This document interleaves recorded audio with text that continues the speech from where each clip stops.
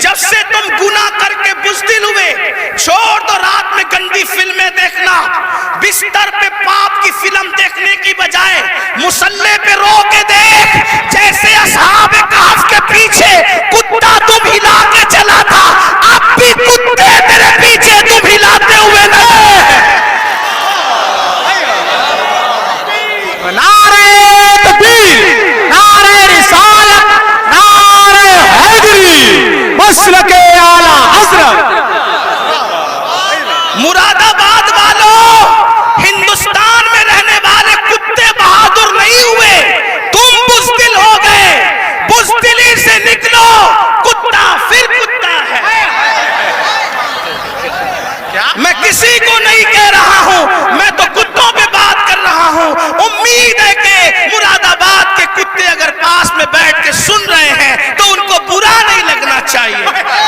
رامپور کے کتے اگر یہاں کہیں سن، ان کو برا نہیں لگنا چاہیے۔ جب وہ چند جوان، توجہ کریں، کتے دم پیچھے کیسے ہلاتے ہیں، چند جوان، پاکیزہ جوان، متقی جوان، پرہیزگار جوان جب اپنا ایمان بچانے کے لیے دقیانوس کے خوف سے گھر سے نکلے تو وہ چپکے سے رات کو نکلے تو پیچھے کتا بھی ہو گیا۔ ان جوانوں کو خوف ہوا، کتوں کا کام بھونکنا ہے، اگر اس نے بھونک دیا، بھونکے گا یہ، پکڑائے گا ہمیں۔ اس جوان نے پتھر اٹھایا، کتے کی طرف مارا، کتے نے پیچھے کے پیر پہ کھڑے ہو کے آگے کے پیروں کو ہاتھ کی شکل دی اور اللہ سے کہا مجھے زبان دے تاکہ تیرے وفاداروں سے میں بات کر سکوں۔ اور پھر کتے کو اللہ نے زبان دی تو کتا بول پڑا، او اللہ والے تجھے خوف ہے کہ میں بھونکوں گا، ہم کتے ہیں مگر پتہ ہے کس پر بھونکنا چاہیے کس پر نہیں۔ نعرہ تکبیر، نعرہ رسالت، نعرہ حیدری، فیضان غوث اعظم، مسلک اعلیٰ حضرت۔ اور یہ بات میں کسی کو طنز نہیں کر رہا ہوں، ہمارے قرآن میں لکھا ہے۔ اور پھر وہ کتا وفادار بن کے دھو ملا کے پیچھے پیچھے چلا، لیکن کتا تھا، کتوں کی برادری کا تھا، مگر مسلمان کا وفادار کیا ہوا، خدا نے اس کے لیے بھی جنت کا اعلان کر پتا چلا تو کتنا قیمتی ہے مسلمان۔ تو اللہ کا وفادار بن، کتے تیرے وفادار، یعنی اگر تو گناہ چھوڑ دے کتے تجھ پہ بھونکیں گے بھی نہیں، کتے نہیں بھونکیں گے تجھ پہ اگر تو سارا مسئلہ گناہ کا ہے۔ ہنسنے کی بات نہیں، گناہ چھوڑو پھر دیکھو زمین تمہاری فرما بردار ہوگی۔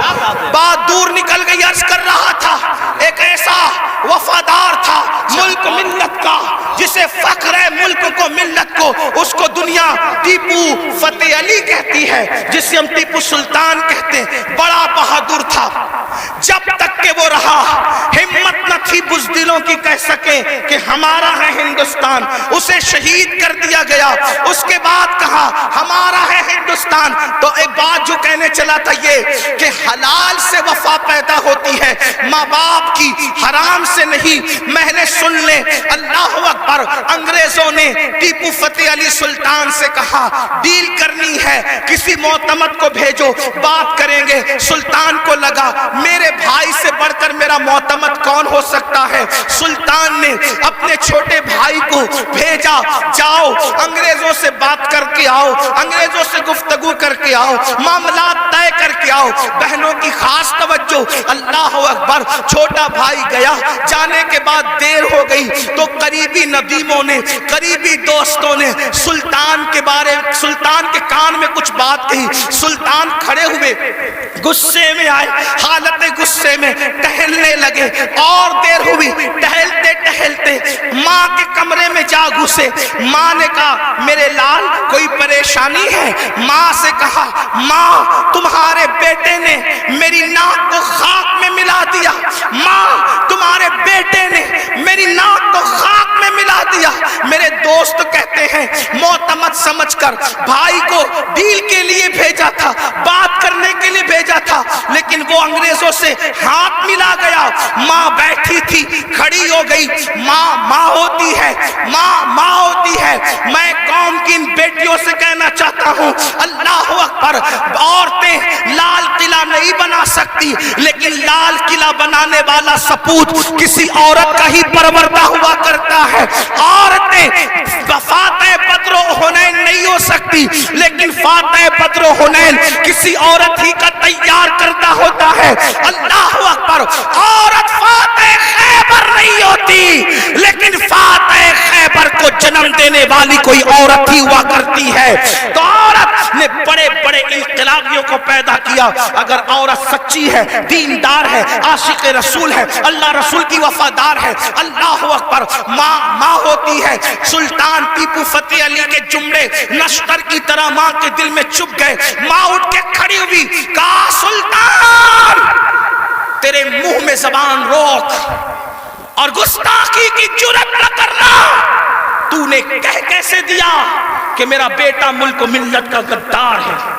سن لے, نہ تو غدار ہو سکتا ہے نہ وہ غدار ہو سکتا ہے. تاخیر کسی وجہ سے ہو رہی ہوگی, میرے دودھ کی وفا پر سوالیہ نشان کھڑا مت کر. میرا کوئی بیٹا ملک ملت کا غدار نہیں ہو سکتا. تھوڑی دیر گزری تھی کہ بھائی آیا اور بہت خوشخبری لے کر آیا. سلطان جب سارے معاملات نپٹ گئے تو ماں کے قدم پکڑ کر معافی کے طلبگار ہونے کے بعد کہا, امی میں جیسا مرد متزلزل ہو گیا بہادر, تمہیں اتنا یقین کیسے تھا ماں کہ تیرا بیٹا غدار نہیں ہو سکتا, وفادار ہوگا. تب ماں نے کہا تھا, بیٹا مجھے اپنے آپ پر نہیں رسول اللہ کی نسبت پر یقین ہے. جب میں نے تجھے اور تیرے بھائی کو دودھ پلایا تو کبھی بغیر وضو دودھ نہیں پلایا. ہمیشہ میں نے باوضو مدینے کے تاجدار پر درود پڑھتے ہوئے دودھ پلایا ہے. یہ وضو اور درود کی برکت ہے کہ میری کوئی اولاد ملک ملت کی کبھی غدار نہیں ہو سکتی.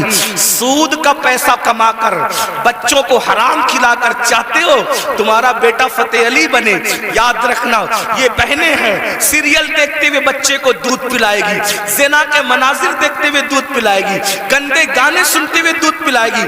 ان کی گود میں صلاح الدین جو بھی پیدا ہوگا ہرگز نہیں. ڈاکو, لٹیرے, بے غیرت, بے حیا, جتنی گندگی کے ٹائٹل ہے تمہاری کوکھ سے جنم لیں گے. کیوں؟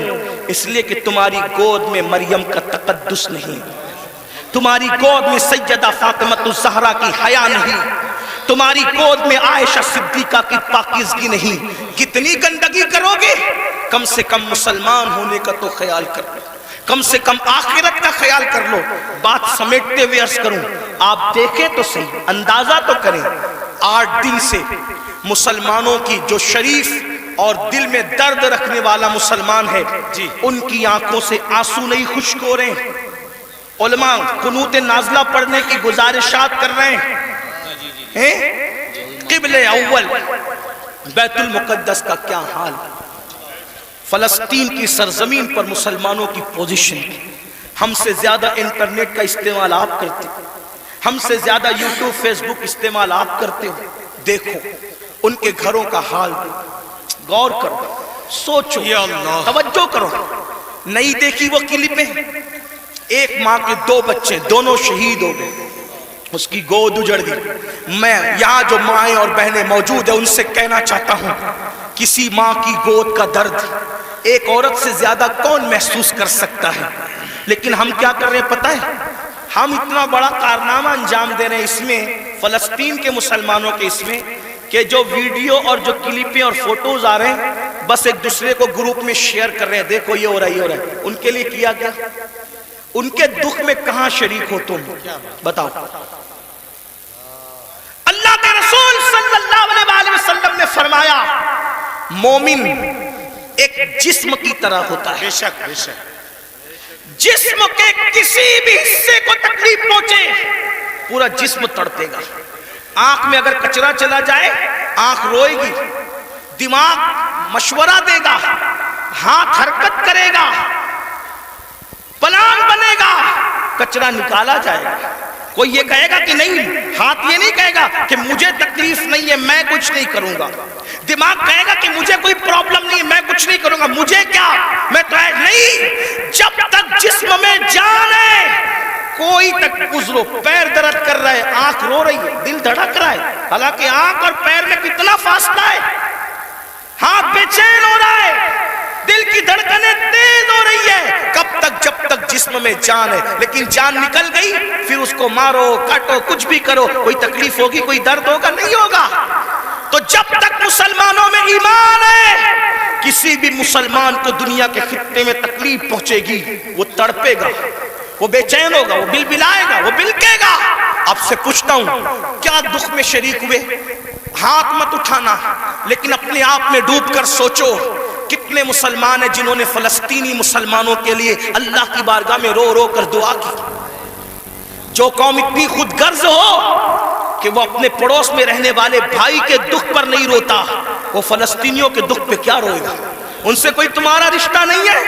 جن کی گود خالی ہو گئی، جن کے گھر ویران ہو گئے، آبادیاں قبرستانوں میں تبدیل ہو گئی، سوچو ان کے گھر کی چھت بھی ختم ہے، وہ بغیر چھت کے زندگی گزارے، جوان عورتیں بیوہ ہو گئی ہیں، لاشیں اتنی لاشیں ہیں کہ پہچان نہیں ہو رہی ہے، دفن کرنے کے لیے جگہ کا معاملہ، کفن کا معاملہ۔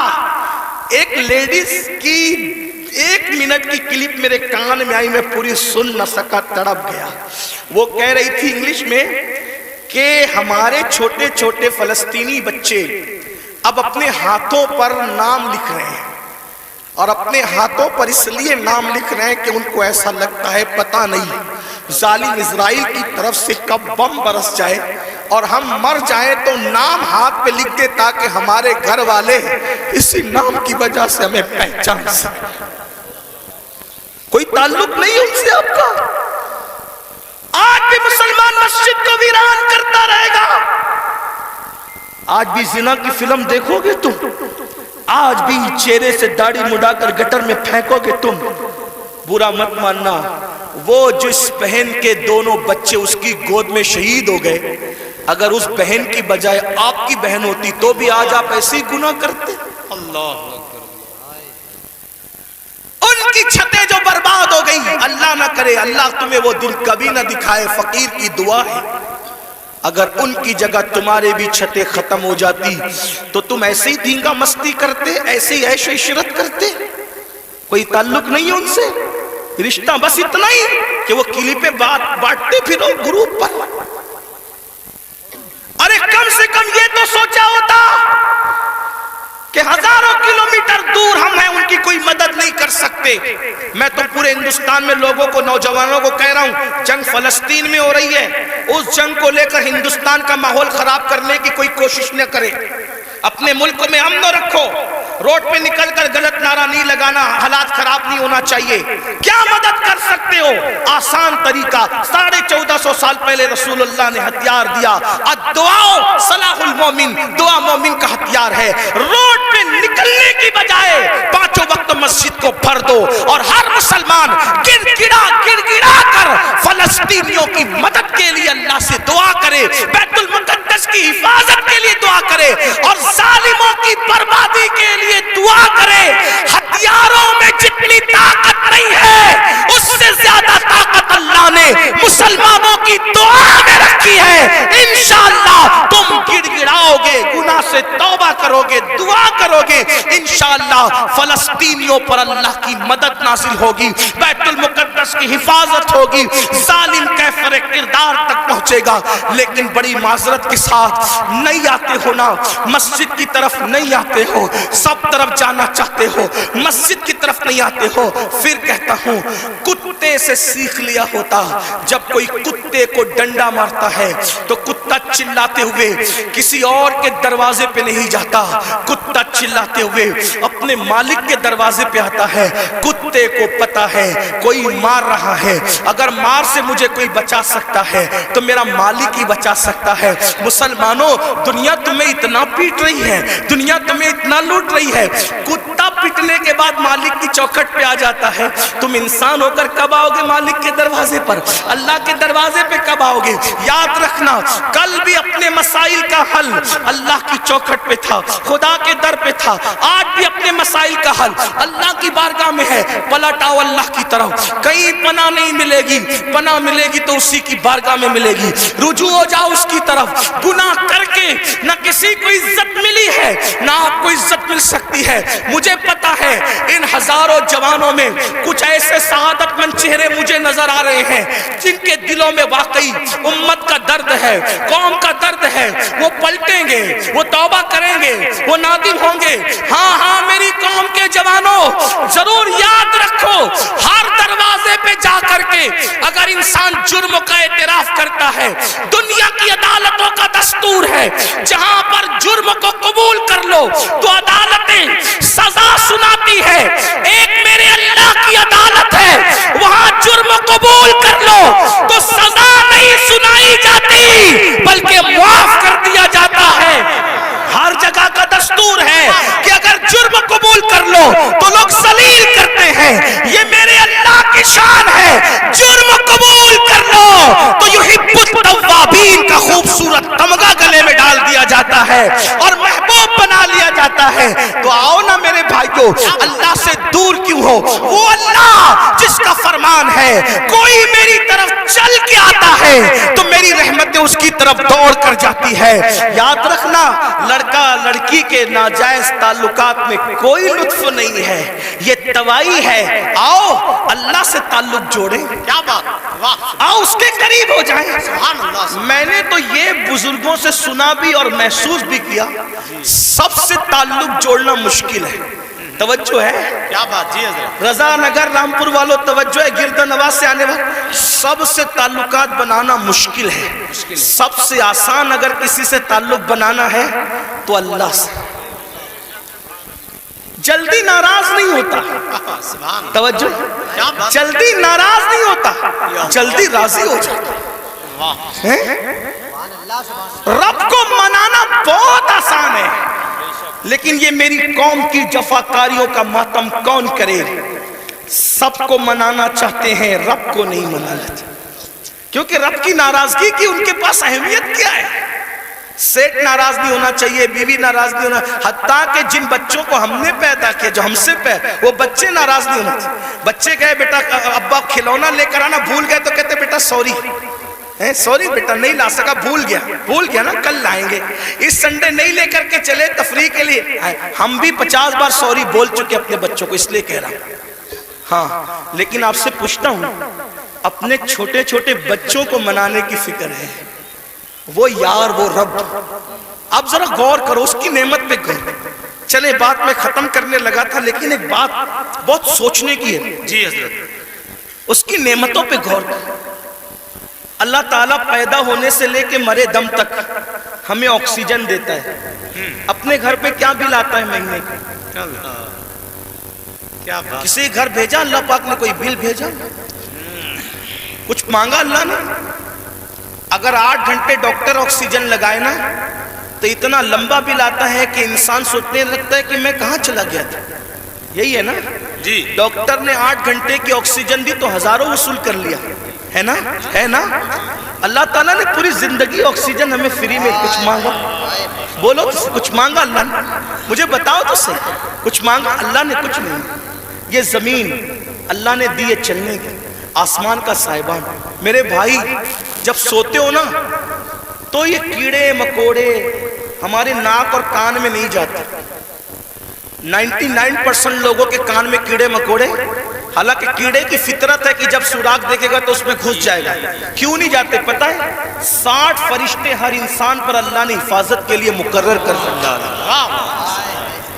کیا ہے، ناک اور کان میں کیڑے بھی نہ جائے میرا اللہ بچاتا ہے۔ سوچو تو صحیح نہیں، غور کرو۔ گھر سے نکلتے ہو نا اللہ کا نام لے کر، 2 فرشتے حفاظت کے لیے مقرر کرتا ہے جب تک گھر پر لوٹ نہیں جاتے۔ ماں کے سینے میں دودھ کس نے پیدا کیا؟ پیدا ہونے سے پہلے اللہ نے، اور سینے میں دودھ پیدا کرنے کے بعد ماں کے دل میں ممتا بھی پیدا کی کہ اس کو پلا۔ اگر اللہ نفرت پیدا کرتا تو درجنوں عورتیں ایسی ہیں جو اپنے بچوں کو چھوڑ کے ہاسپٹل میں بھاگ گئی. اگر ہماری ماں بھی چھوڑ کے بھاگ گئی ہوتی تو عزت کے ساتھ ایسے بیٹھتے یہاں نہیں.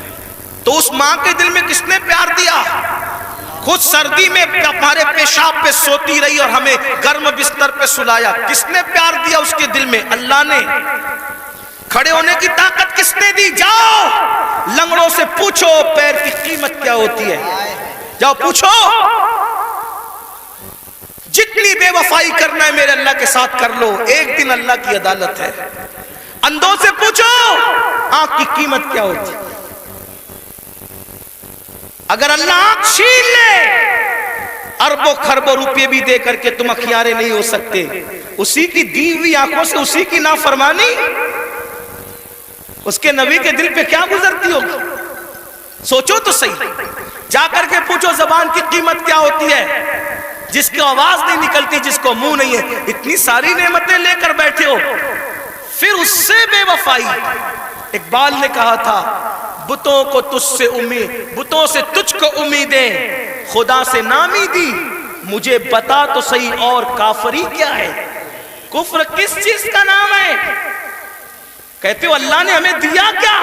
میں نے کہا لگا قیمت آنکھ کی, لگا قیمت کان کی, لگا قیمت زبان کی, لگا قیمت کڈنیوں کی, لگا قیمت خون کی. ارے جن کو ڈائلیسس کیا جاتا ہے ان کو کتنے روپے ہر مہینے خرچ کرنے ہوتے ہیں. میرا اللہ روزانہ تازہ خون پیدا کرتا ہے. کچھ مانگتا ہے اس کے عوض میں؟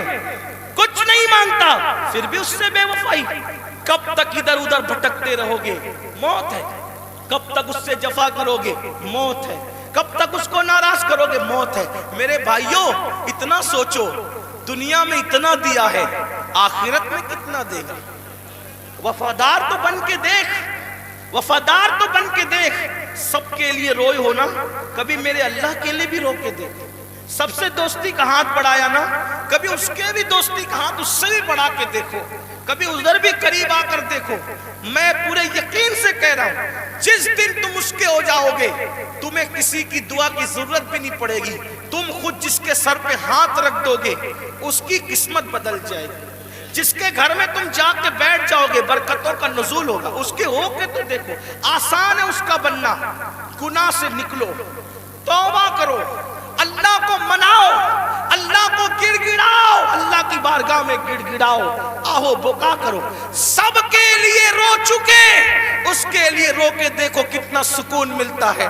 سب کے پاس گڑ گڑا چکے, اس کے پاس گڑ گڑا کے دیکھو کتنا قرار ملتا ہے.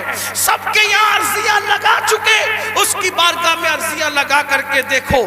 آخری جو بات کہنی ہے سنیں. ایک بہت خوبصورت جوان تھے, حضور علیہ السلام ان سے پیار کرتے تھے کیونکہ جوانی میں وہ سردار بن گئے تھے. سردار کس کے؟ قبیلے کے, قبیلے کے سردار بن گئے تھے. اس خوبصورت جوان کا نام حدیث میں دہیہ کلبی آتا ہے. بنو کلب کے سردار تھے, دہیہ نام تھا, دہیہ کلبی. حضور کی تمنا تھی یہ جوان سدھر جائے.